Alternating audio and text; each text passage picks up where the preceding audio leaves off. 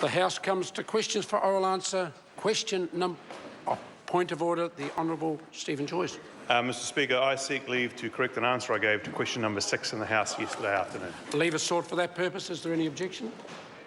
Mr Speaker, yesterday in response to a supplementary question, I said that New Zealand had the 7th highest rate of economic growth across the OECD over the last 6 years. It's actually the 7th highest rate of economic growth across the OECD over the last 5 years. Order.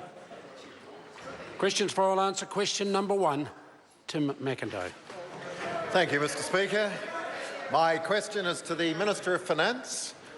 What economic and fiscal conditions is the government factoring into its planning for Budget 2016 on the 26th of May? The Honourable Bill English. Mr Speaker, as the Prime Minister said in his pre-budget speech today, Budget 2016 will be delivered with a backdrop of a growing economy, more jobs and higher incomes. Notwithstanding the challenges for the dairy industry, most New Zealand forecasters are predicting growth of around 3% on average over the next few years.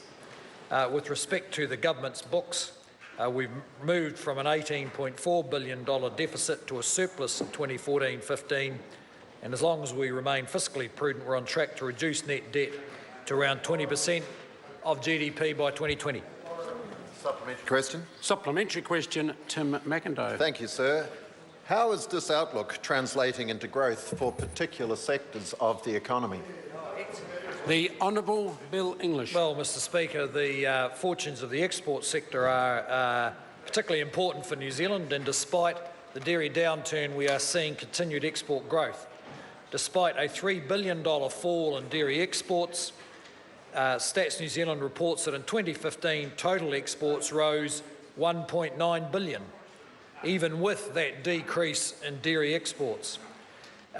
Important factors in this were a $2.3 billion increase in spending by international visitors and an increase of just under $900 million of meat exports. Other exports are also growing: international education and wine. Supplementary question. Supplementary question, Tim Macindoe. What challenges does the New Zealand economy face given fluctuating global conditions? The Honourable Bill English. Well, Mr Speaker, despite forecasts of continued reasonable growth, nothing, of course, is guaranteed. In the latest World Economic Outlook, the International Monetary Fund has reduced its global growth forecasts yet again, highlighting China's slowdown, the impact of low oil prices on markets, emerging markets such as Brazil, and persistent economic weakness in Japan, Europe and the US. But New Zealand needs to understand the impact of these on our situation rather than just the headline numbers. Supplementary question, Tim Macindoe. Thank you, sir.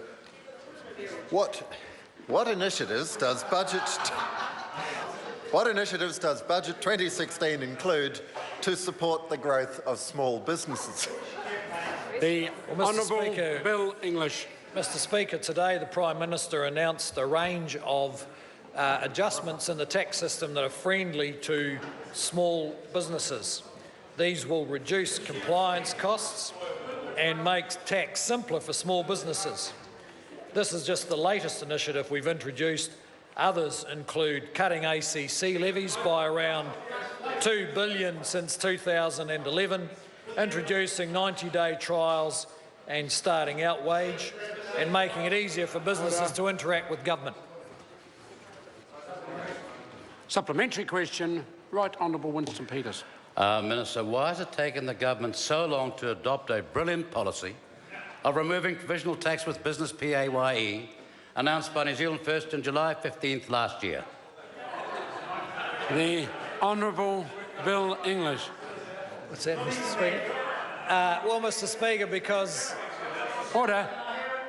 First, we announced it before New Zealand First, and secondly, we actually have to do it. Order. Question